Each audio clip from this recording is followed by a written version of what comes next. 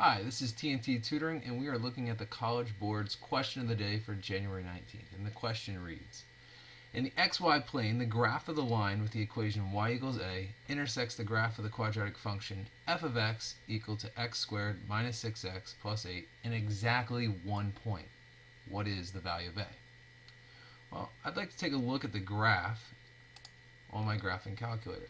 Although it's not required to use a calculator, it sure is helpful to see the relationship between these two functions. Here we have our quadratic function f of x, and then we also have a constant function, right? They gave us y equal to a, and they gave you 5 different values for a. And if you toggle through here, you can see there's 3 relationships for the intersection of the constant function, the horizontal line, and this parabola. Right? It could intersect at 2 points, it could intersect at 1 point, or it could have 0 intersections between the two graphs. But going back to the question, they ask us, when does it intersect?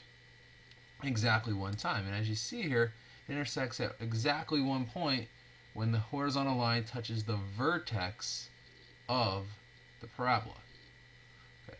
So there's many different techniques for finding this value. As you can see, the answer is -1. But if we didn't have a graphing calculator, we might want to solve this analytically. Okay, and I've come up with 2 different solutions to how we'd reach this. First, if you want to find the x value for the vertex of that parabola, you could simply use the equation x equals -b over 2a.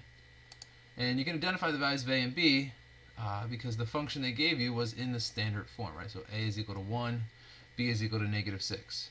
If you substitute those values in, you get x equal to 3. Now, this is where you have to be careful, because one of the answer choices they provided was 3. Okay, they're trying to trap you there, right? They're trying to get you to pick x equal to 3. But remember, you are solving for the y value. So you got to be careful there. So once we get x equal to 3, we're just going to simply substitute it back into the original quadratic function. Simplify that, and we come up with -1. All right, the second technique here I've listed is actually the approach that the College Board recommends in their explanation.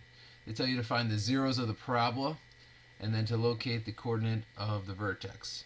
Okay, so you factor it, you set it equal to 0, you factor, and you find out that the 2 zeros, right, the locations where it touches the x-axis, are going to be x equal to 2 and 4.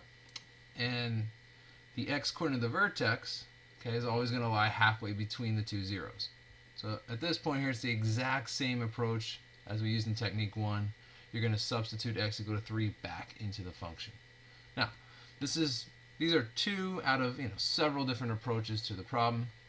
A couple other things I'd want to mention is if you went back to your calculator, okay, maybe not the most efficient way, but if you were stuck and you have a graphing calculator, you could graph the parabola, and you could go and graph y equal to -1, y equal to 3, and the several other values that they give you, and you could just work through back substitution to see when you actually get 1 intersection point.